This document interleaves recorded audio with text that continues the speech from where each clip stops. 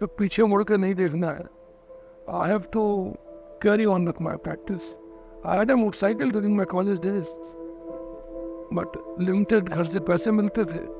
मैंने मोटरसाइकिल चलाना बंद कर दिया और साइकिल से मैंने अपनी जर्नी स्टार्ट की.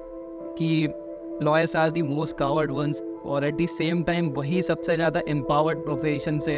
किसी टॉपिक पे आर्ग्यू करना है तो उस पर लॉ ढूंढना है, मटेरियल ढूंढना है, तो आई वर्क हार्ड. सारी किताबें लाइब्रेरी में पलटा डालता और मिलता था.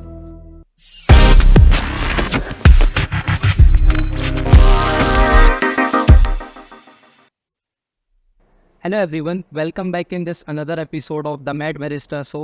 My name is Madhav Soni aka Mad Barrister and today we have invited Advocate Ashok Lalwani sir. Hello sir, welcome on the podcast. Thank you. He is a practicing advocate at MP High Court Jabalpur who is having more than 40 years experience. Sir, after serving the 40 years in this particular industry, how do you feel sir? I feel great. I had to serve somewhere, but I feel I am not an unfit, a fit man in this job. Sir 40 सालों के इतने लंबे experience होने के बाद आपको अभी कैसा लगता है? Are you satisfied with your journey और not? Yeah, I'm satisfied because I have labored hard. I have tried to put the best to my cases, so I'm satisfied.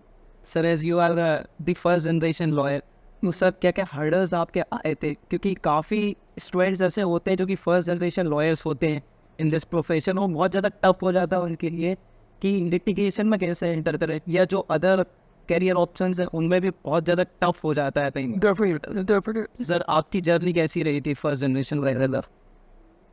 जब कभी पीछे फ्लैशबैक में जाओ और याद करो तो ये जरूर याद आता है कि how I manage to come across. जब मैंने वकालत चालू की उस टाइम मुझे शायद वकालतनामे की पूरे मीनिंग में ही मालूम थी. Though I had appeared in the court in number of cases, sometime personal or something, but I never knew anything about litigation or something. Start हुआ, साल 2 साल तो ऐसे ही भटकते रहे, थोड़ा बहुत कुछ सुना समझा. इस ऑफिस में मैं था वहाँ शायद ही कोई फाइल पढ़ने मिलती हो. 6 महीने तो चले गए ऐसे ही. उसके बाद इसलिए मन भटकने लगा. तो एक वक्त था जब मैं मोटरसाइकिल खरीदना चाहता था. मोटरसाइकिल मिली नहीं तो ऐसा लगा, मैंने कोशिश की कि उसके वजह से ले लूँ. एक अड़ियलपन था, किसी चीज़ के पीछे लगो, और वही शायद मेरे पेशे में मुझे बहुत काम आया कि आज किसी टॉपिक पे आर्ग्यू करना है तो उस पर लॉ ढूंढना है, मटेरियल ढूंढना है, तो आई वर्क हार्ड. सारी किताबें लाइब्रेरी में पलटा डालता था और मिलता था. सर इस प्रोफेशन में आप एंटर कैसे मतलब कुछ? I was actually preparing for civil services. I honestly speaking joined law as a side studies कि नहीं हो पाया तो क्या. अच्छा सर ऐसा ही कहा जाता है कि जो लोग कुछ नहीं कर रहे हैं वो एटलीस्ट लॉ कर लो, और शायद अभी भी ये मिसकंसेप्शन अभी भी है. तो मैं आए सिविल सर्विसेज में नहीं जा पाया. लॉ करने के बाद भी साल 1.5 साल तक कुछ समझ में नहीं आया. फिर जब घर वालों ने कहना शुरू किया ये क्या करना है, then I came into the profession. उसके बाद भी 2 साल बाद ऐसा लगा कि मोटरसाइकिल की या किसी की एजेंसी, ऑटोमोबाइल, मेरे को मिल भी गई एजेंसीज, बट मेरे फैमिली में कोई बिजनेसमैन नहीं था. मेरे फादर बड़े डिस्टर्ब हो गए कि ये बिजनेस मैन बनने जा रहा है, और उनको जब मैंने डिस्टर्ब देखा तो आई डिसाइडेड कि पीछे मुड़ के नहीं देखना है. I have to carry on with my practice. I had a motorcycle during my college days, but limited घर से पैसे मिलते थे. मैंने मोटरसाइकिल चलाना बंद कर दिया और साइकिल से मैंने अपनी जर्नी स्टार्ट की.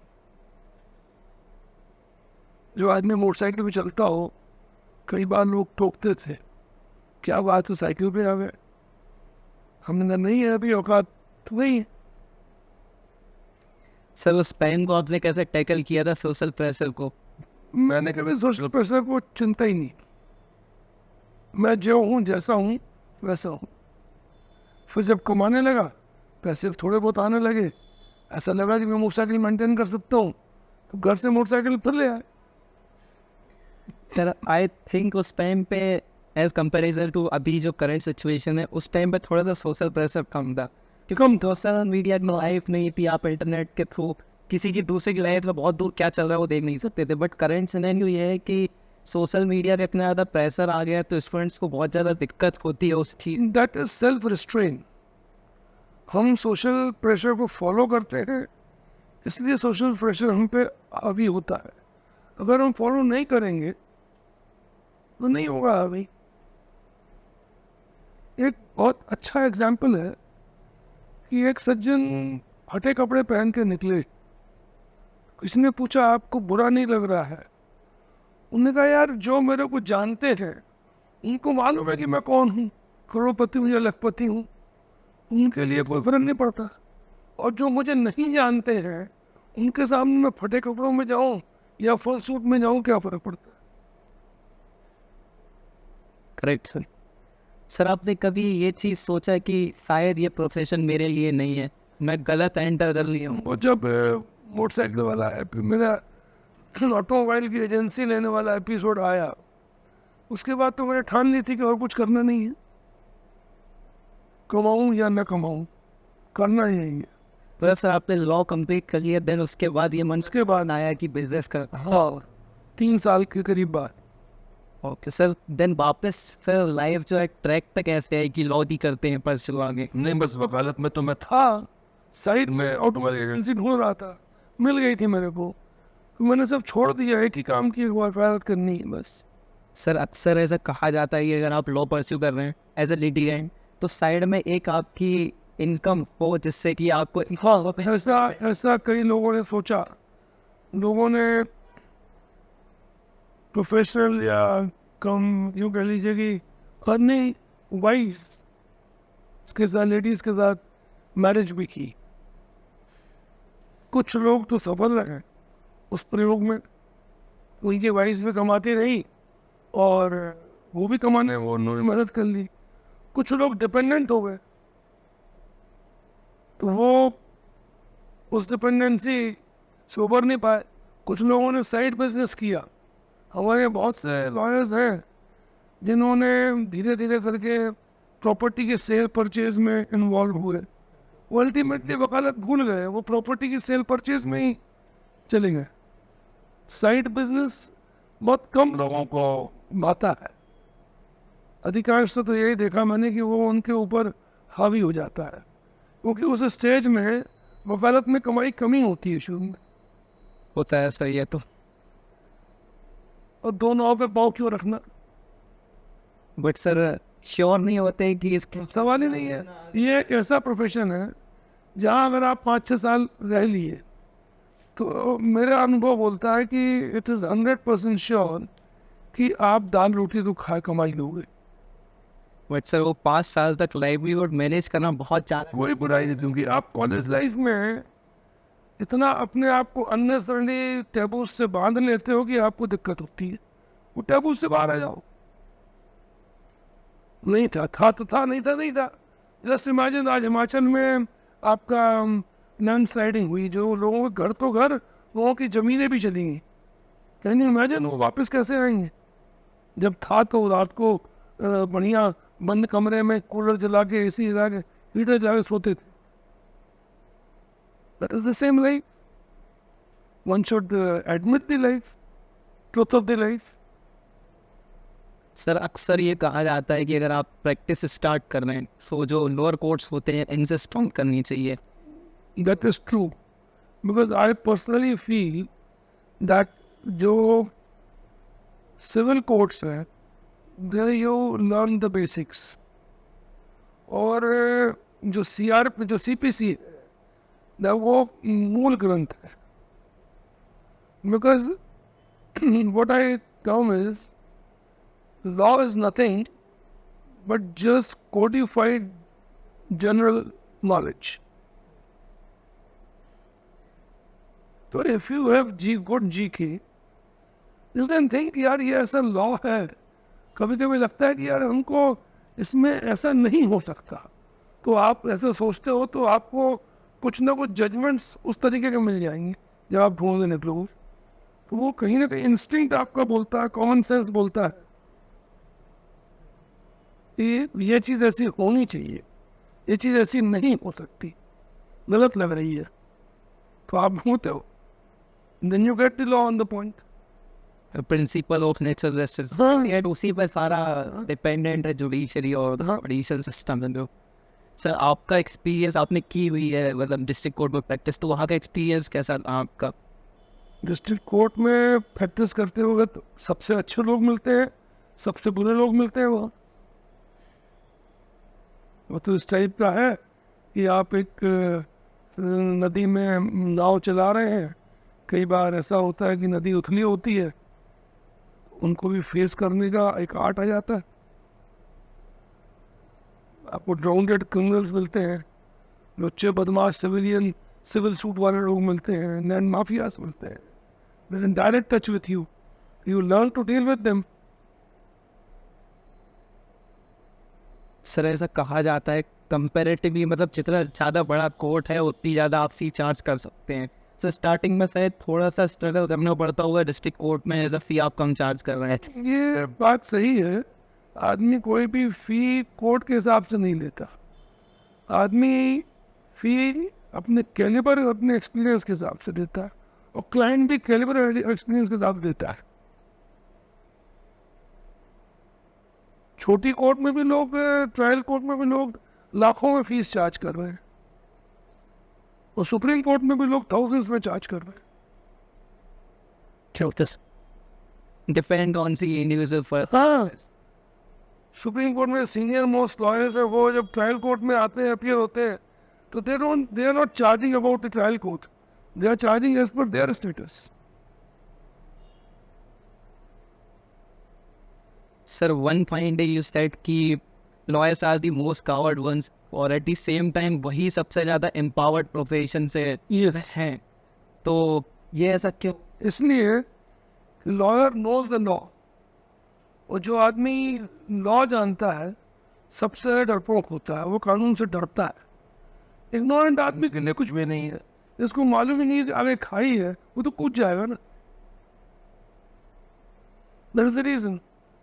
और एम्पावर्ड इसलिए होता है कि उसको ऐसा लगता है कि मैं लॉ से ये काम करा लूंगा, इसलिए वो अपने आप को एम्पावर्ड समझता है। सर राइट्स की अवेयरनेस होती है उन्हें कि उनके राइट क्या है, इस वजह से। राइट्स की अवेयरनेस होती है, बट हमको कई बार वो जो राइट्स की बात है, that is not as a lawyer, that is as a human being.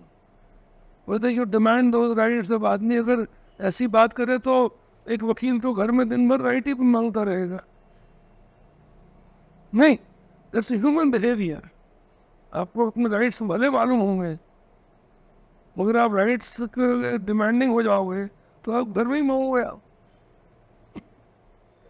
Society में होंगे अपने राइट्स। तो 24 घंटे राइट्स के पीछे आदमी नहीं भाग सकता।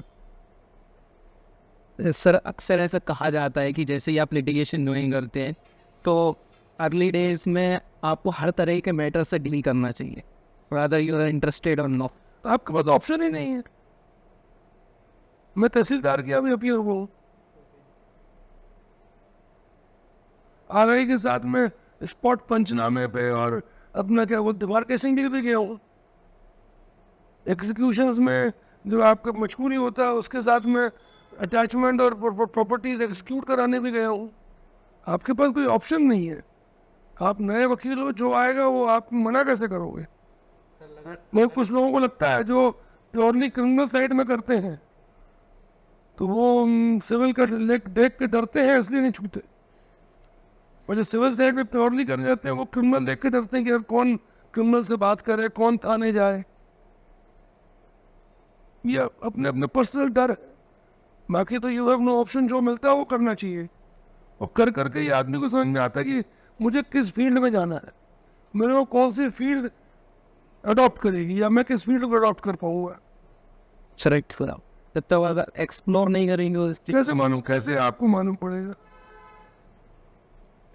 सर बार एसोसिएशंस का क्या रोल होता है, इंपॉर्टेंस होता है किसी भी एक पर्टिकुलर एडवोकेट की लाइफ में? बार एसोसिएशंस का बेसिक जो कंसेप्ट है कि हमारे केसेस कोर्ट में लगे होते हैं, हम बहुत कुछ टाइम फ्री रहते हैं, तो बार एज ए कम्युनिटी हमको लाइब्रेरी प्रोवाइड करती है, एक प्लेजेंट एटमॉस्फेयर प्रोवाइड करती है जहाँ बैठ के हम अपने केसेस की डिस्कशन कर सकते हैं और एक दूसरे को अपने केसेस के अनुभव बता सकते हैं, जिससे आपका नॉलेज और बढ़ता है. What is the contribution of a group? Association of group of persons. Sir उसमें लीडर्स भी होते हैं, तो इनका कैसा प्रोसेस होता है इलेक्शन का? अब बार एसोसिएशंस ये नॉर्मल सोसाइटी से ही बनता है. अब वहाँ पर कुछ लोग अपने एकेडमिक बेसिस पे आगे बढ़ना चाहते हैं, कुछ को लगता है कि हम बिना एकेडमिक के झंडा लेके आए खड़े रहे कि I am better lawyer because I hold a flag in my hand. Sir ये पॉलिटिकल अपॉर्चुनिटी भी होती है क्या? बिल्कुल होते हैं. इस तरीके से हम जो पॉलिटिकल वर्किंग चल रही है कंट्री में, उसमें धीरे से एंटर हो सकते हैं?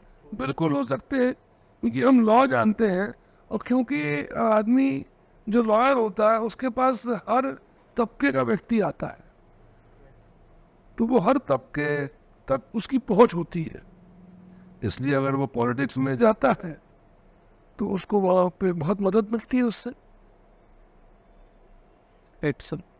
सर ऐसा कोई केस आपकी लाइफ में जो कि आपके बहुत क्लोज हो, जिसके फैक्ट्स बहुत हाँ, एक है मुकदमा. हम लोग जब नए नए वकील थे, लॉयर्स बने, तब हाई कोर्ट नए लॉयर्स को जेल अपील्स देता था. Jail appeals? हाँ, जेल अपील्स मीन्स जो कैदी जेल में बंद है, जिनके पास पैसे नहीं है लॉयर लगाने के लिए. उस ज़माने में सिर्फ 50 रुपये एक जेल अपील के मिलते थे. वो भी जब फाइनल आर्गूमेंट हो जाता था, उसके बाद ऑर्डर शीट फाइल करने के बाद हमको 50 रुपये मिलते थे कैश. और उस 50 रुपये के लिए हमको पूरे चालान, चार्जशीट और सारे जो बयान जो कोर्ट में हुए वो हमको सब पेंसिल से बैठ के इंस्पेक्शन रूम में नोट करना पड़ता था. ऐसे ही एक 376 का मुकदमा आया मेरे पास. तो आउट ऑफ एंथुजियाज्म, कोई वकील, बहुत कम लोग होंगे जो करते होंगे, मैंने उस क्लाइंट की बेल लगा दी. I was not paid. Typing का खर्चा मैंने अपनी जेब से किया, टिकट तो लगी नहीं, उसकी बेल हो गई. मैं सर्टिफिकेट कॉपी अपने पैसे से निकल आई, मैंने उसको जेल में भेजी. I had no other address. उसके रिश्तेदारों को मैं जानता नहीं था.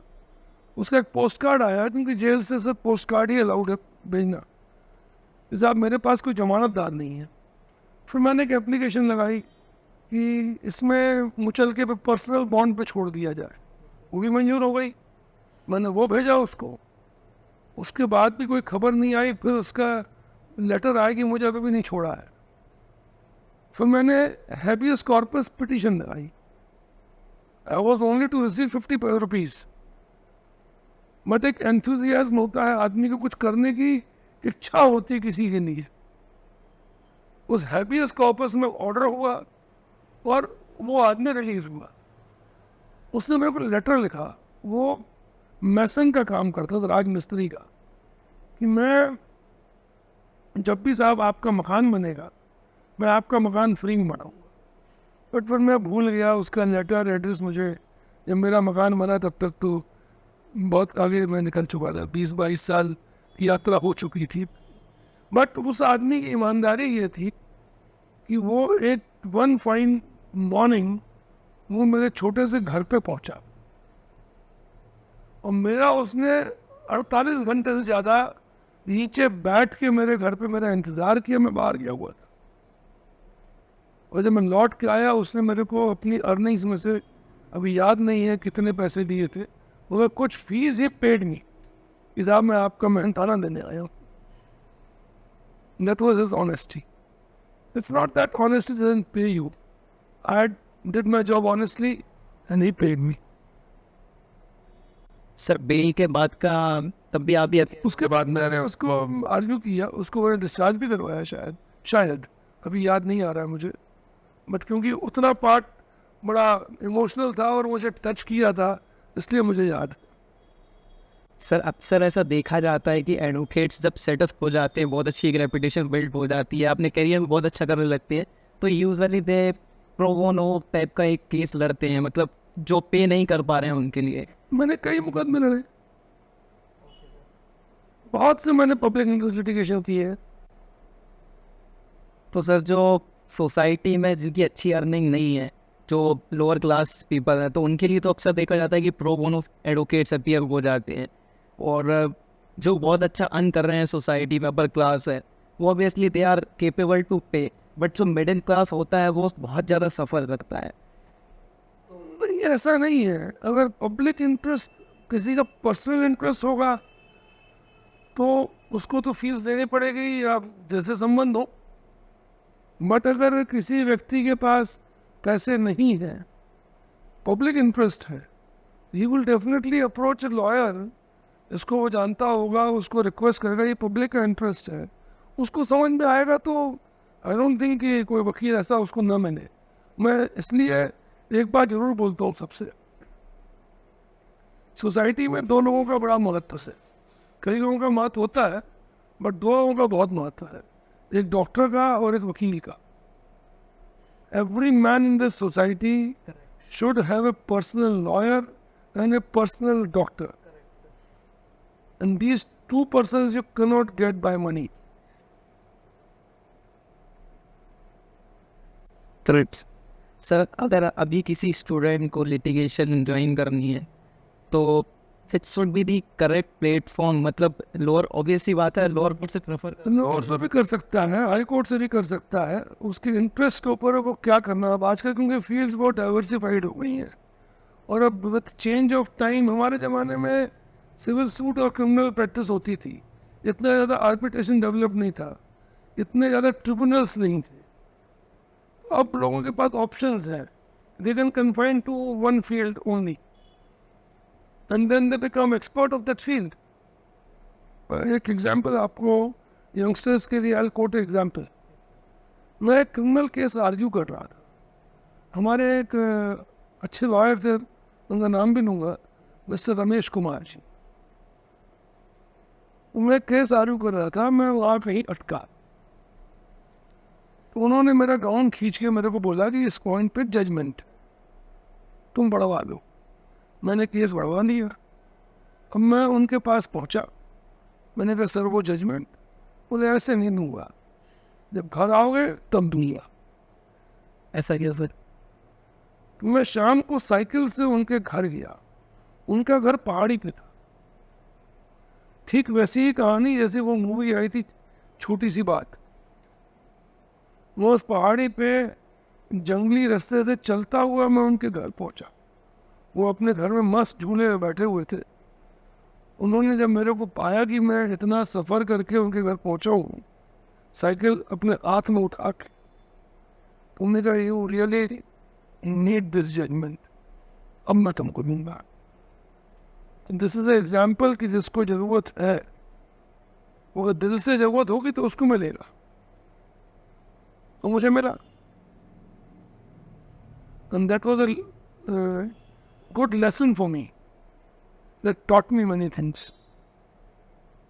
कि शायद कुछ पाने के लिए कुछ एफर्ट्स देने पड़ा। ऑनेस्ट एफर्ट्स होना चाहिए। आप छोटी सी बात पिक्चर देखिए, आप समझ जाएंगे ऑनेस्ट एफर्ट्स क्या होते हैं। करंट तो जेन जी जनरेशन को कॉन्टेक्ट पे मिल पाएगा एक छोटी सी। नहीं, उसमें भी वही मिलेगा। मॉरल, मॉरल वही है, मॉरल वही है। Sir, if you want to reveal how much do you charge per hearing? This is a privileged question. कल आप मेरे यहाँ इनकम टैक्स वालों को मैंने बात हो गई। Therefore, I don't think, and even otherwise, as you said, pro bono, that depends from man to man. If a man is ready to pay me lakhs, I will charge him lakhs. And if the case requires that energy level, I guess. But sir, फिर भी एक rough idea. If you want to reveal. वो मेरे विचार से depends on case to case. Yes, sir. I'm doing the number of cases with very low fees. and I am doing number of cases for a very high fees. It depends. Any sir, anything you want to mention? क्योंकि काफ़ी law students let experience इस video को podcast को देख रहे हैं, सो उनकी कुछ सजेशन है आपकी? Hard work, disciplined life, and honesty. आज जरूर हमारे प्रोफेशन में डिसऑनेस्टी घुस गई है. मैं उसको अगर बहुत ही अच्छे शब्दों में तो नहीं बोलूँगा, बहुत ही घटिया शब्दों में बोलूँ. People are on sale. One should not, वो बहुत इसको फास्ट अर्निंग चाहिए. कभी भी फास्ट फूड हेल्दी नहीं रहा, इसलिए फास्ट अर्निंग भी हेल्दी नहीं हो सकती. थोड़ा टाइम लगता है, but honesty will pay you. Honesty will pay you. So there are other And there is always vacuum on the top. Remember this. Yes, correct, sir.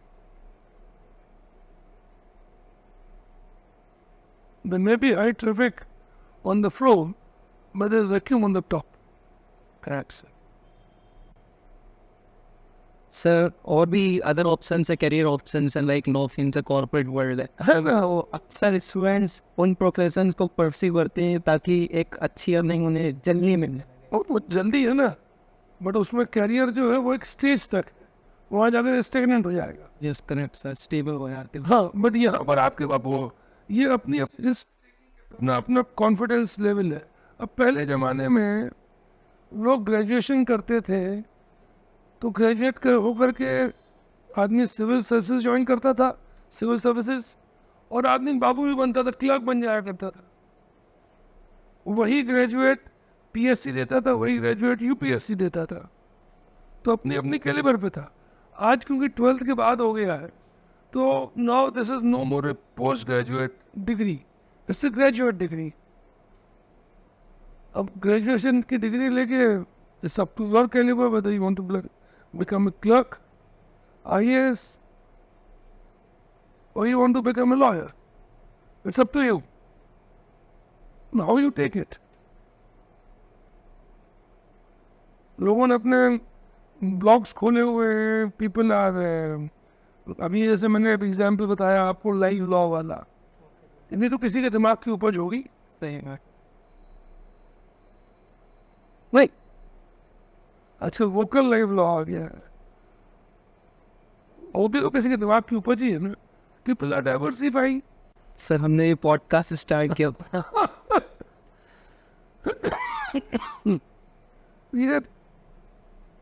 one has to be inquisitive.